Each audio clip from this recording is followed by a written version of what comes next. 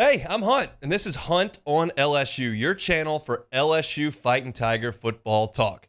Enjoy the video. We want you to leave a comment below, hit that like button, and subscribe right below the video. Enjoy. LSU and Arkansas coming up tomorrow night at 6 o'clock. This is one of the days that makes being in this city so much fun. There's a general optimism about the way things went last week in Starkville. There's a general optimism about the state of the SEC as it compares to the way LSU played last week. And it's the first SEC home game, and it happens to be a Saturday night in Death Valley. It's going to be an awesome environment. It's going to be an awesome day tomorrow. I can't wait. And I really almost like Fridays in this city before a big SEC game as I do Saturday. Saturday goes without saying. You get on campus, there's a buzz in the air, there's more than 100,000 people on campus. The band and the football and the pageantry and the whole thing. We know that. But Friday is awesome too. You've got friends coming in. You've got family coming in.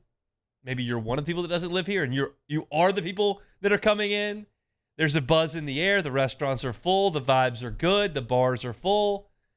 Tailgates are being set up. You got the tents running down Nicholson. Parade ground. I mean, it's just, I love Fridays before big games. And yeah, Arkansas lost last week to BYU, but it's still a big game because LSU, we think, is in position to still have a big season. Many of you listening probably play golf. Many of you listening don't play golf. But I'll explain this analogy in the golf world as to what I think tomorrow is for this LSU football team. You play golf, generally there might be $1 or $2 on a hole.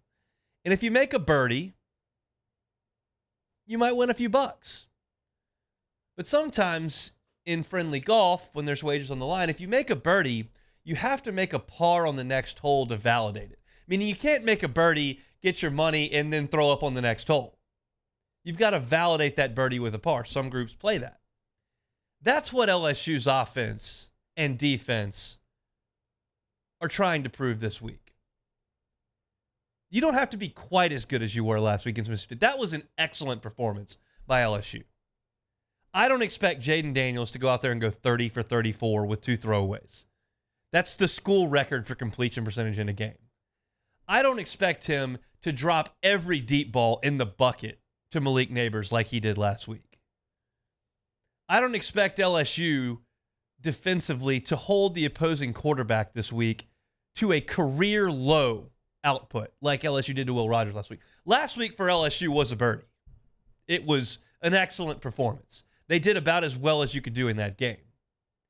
And I'm not asking you to come back and give me a birdie in this game, although that would be nice. I'm asking for a par. Validate it. Show me what you did last week was who you're moving to be. Don't prove to me that Mississippi State is so atrocious they just propped you up for 4 hours.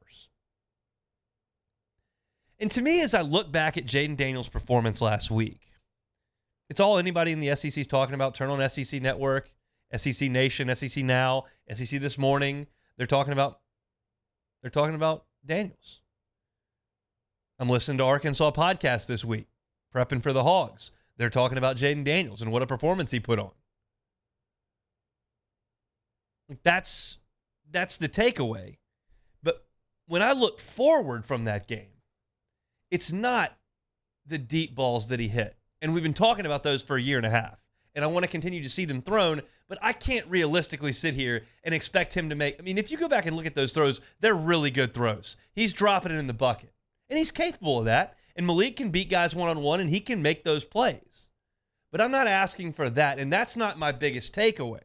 My biggest takeaway is the 13 for 13 start.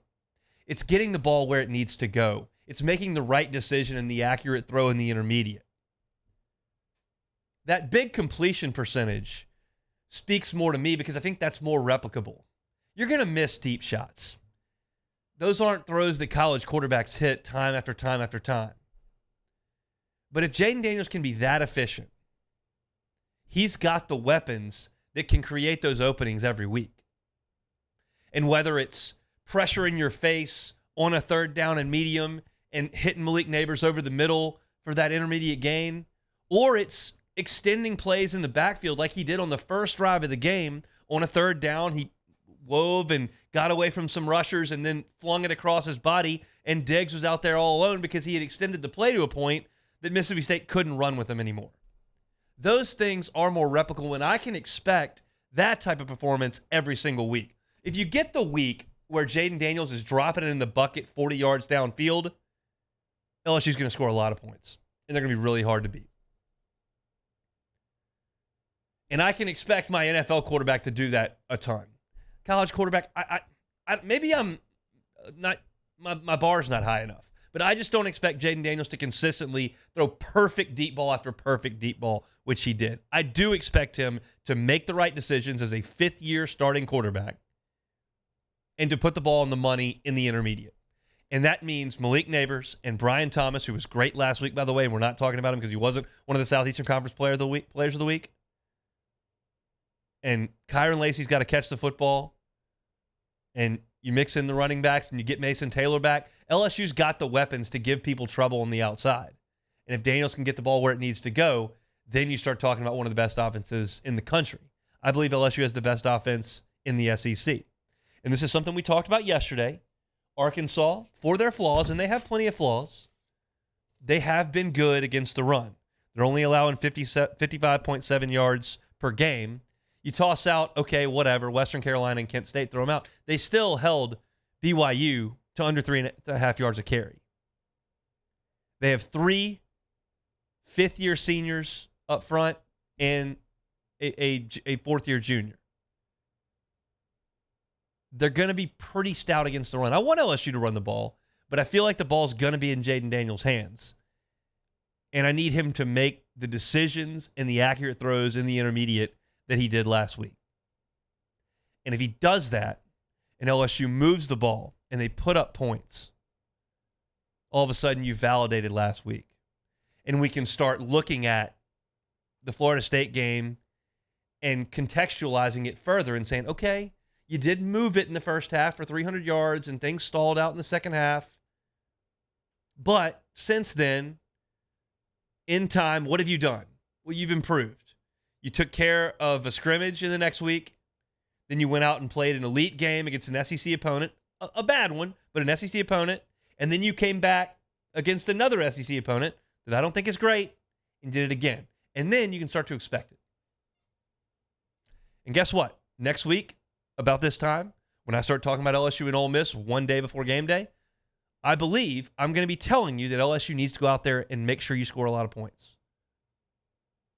We'll see. Maybe Alabama and Ole Miss's game changes things. And I have a different perspective of what Ole Miss is.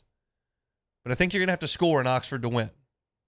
I'll feel a lot better about that if you go out there against an Arkansas team that was historically bad stopping the pass last year. Well, they've changed some things and got a new coordinator. And you go out there and you connect. It's Dwight McGlothern and some okay players out there. There's a 5-star transfer from Georgia. Okay. Keaton Slovis had a decent day against Arkansas. He's a different player than Jayden Daniels, but he did throw for a couple touchdowns. BYU threw for 204 yards, 3 scores. They did have a trick play in there with a double pass. But I think their run defense is better than their pass defense. LSU needs to expose the pass defense. And that'll validate what we saw last week, and I'll feel really good about the direction of where this LSU offense is headed. Hey, thanks for watching Hunt on LSU. Before you get out of here, do us a couple of favors. Hit that like button, leave your comments below, and subscribe to the channel for all your Fighting Tiger football talk. See you next time.